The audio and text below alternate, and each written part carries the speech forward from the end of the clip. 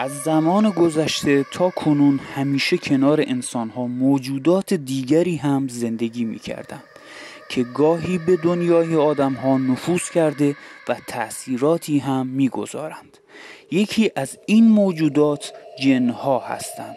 معمولاً در کشورهای کهن و دارای تمدن غنی به دلیل جمعیت‌های بالا از زمان گذشته این موجودات هم با همزیستی کنار انسان‌ها کنار آمدند. بعضی از آنها بسیار معروف و بعضی از یاد رفتند.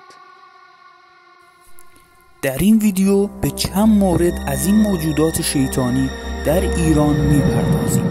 پس تا انتهای این ویدیو همراه من باشید. بومبرتورخ در باور مردمان شوشتر و دسفول جنی به نام بومبرتورخ وجود دارد که هنگام شب یا سپیده دم، هنگامی که هوا همچنان تاریک است، به درب خانه اشخاص می رود و خود را شبیه به دوست، همکار و یا آشنای شخص در می آورد و صاحب خانه را به بهانه‌ای راضی می کند که همراهش برود. اما در میانه راه فرد را بر شانه‌اش سوار می کند و شروع به بزرگ شدن می کند و آنقدر قدش بلند می شود تا سرش به آسمان برود. تنها ضعف این موجود یک جمله است: سوزن بزرگ پالاندوزی و سنگ نمک. فرد می تواند با آوردن این جمله جان خود را نجات دهد. بومبرتورخ کوچک و کوچکتر شده و پا به فرار می گذارد. برخی به این باور دارند که این موجود در نزدیکی قبرستان ها زندگی می کند.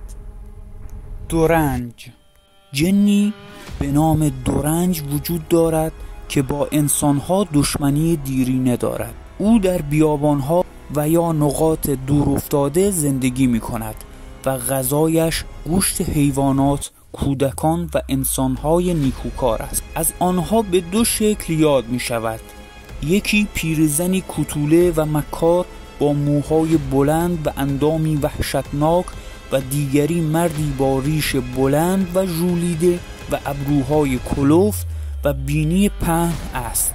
دورنج‌ها بسیار وحشتناک هستند و توانایی آن را دارند که خود را شبیه هر چیزی درآورند و مردم آزار و ستمگر هستند. برخی به این باور دارند که این موجودات حیوانات آدم نما هستند که در کوه‌ها زندگی می کنند. دختر بچه های کوچک را می دزدند و از آنها مراقبت می کنند تا بزرگ شده و به عنوان جفت از آنها استفاده کنند. مرغ شو در باور عامیانه مردم کرمان مرغی است به رنگ طلایی که قادر است اندازه خود را تغییر دهد. این مرغ شو معمولاً در شبها ظاهر می شود و با مکیدن خون نوزادان باعث مرگ آنها می شود. بنا به اعتقادات مردم این ناحیه، مرغ شو قبل از شبیخون زدن به کودکان 10 مهره جادویی خود را در آب قنات یا در کفش پدر و یا مادر نوزاد قرار می دهد تا آنها به خوابی سنگین فرو بروند. مرغ شو قادر است حتی از سوراخ‌های کوچک نیز وارد خوابگاه نوزادان شود و این باور هم وجود دارد که کشتن این مرغ خوشیوم نیست و باعث می شود تا نزدیکان قاتل به بلایی هولناک گرفتار شوند. مردم معتقد بودند که با قسم دادن پرنده به مقدسات کاری به نوزادشان نخواهد داشت. نامگیر در باور مردمان ایران و افغانستان، نامگیر موجودی است شبیه به جن و کار او تسخیر انسان هاست. نامگیر نام قربانی خود را 3 بار صدا می زند. اگر آن انسان هر 3 بار جواب بله بدهد، نامگیر او را تسخیر می کند. به این صورت که نام انسان را از او می دزدد و به جای آن فرد زندگی می کند. در نتیجه فرد تسخیر شده هیچ اراده ای از خود نخواهد داشت نامگیر از طریق تسخیر انسان اعمال خشونت آمیز را انجام می‌دهد.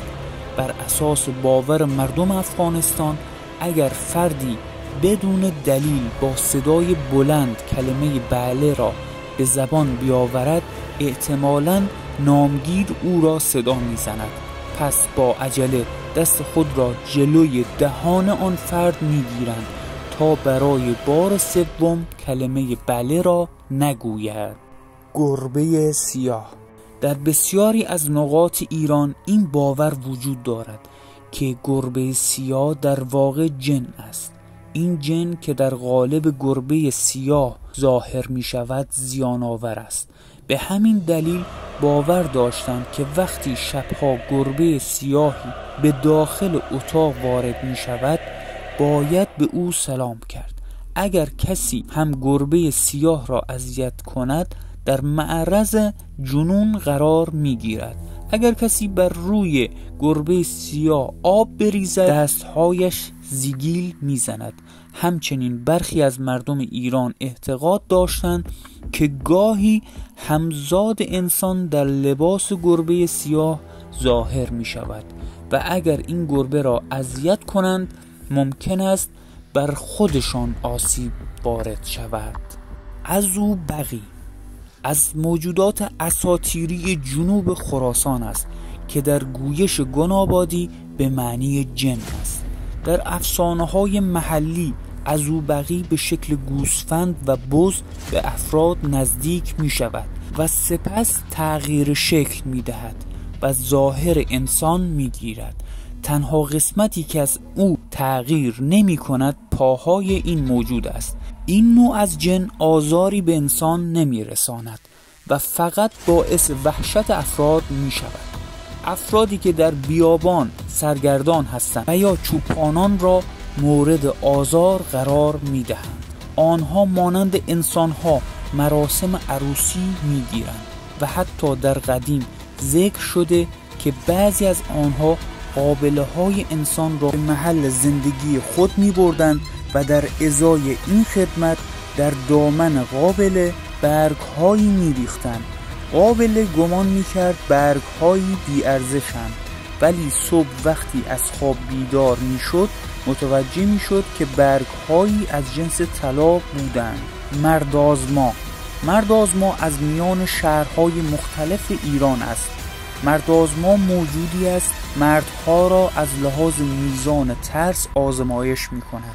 اگر کسی از او نترسد با او دوست می شود و اگر کسی از او بترسد با ترساندن قربانیش او را از پای در می آورد. از او به شکل‌های مختلف یاد شده است که در مکان‌های خلوت بر مسافران مرد پدید می آید.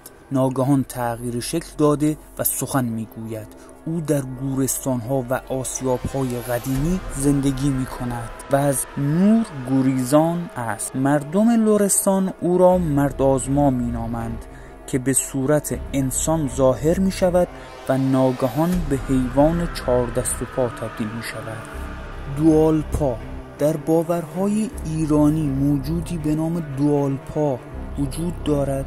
او شبیه به پیرمرد یا مردی ضعیفی با بالاتنه شبیه انسان و پاهای شل و بلند و تسمه مانند به اندازه 40 متر ظاهر می شود. او پیرمردی ضعیف و ناتوان است و سر راه رهگذران قرار می گیرد و با ناله و التماس زیاد از مردم کمک می خواهد.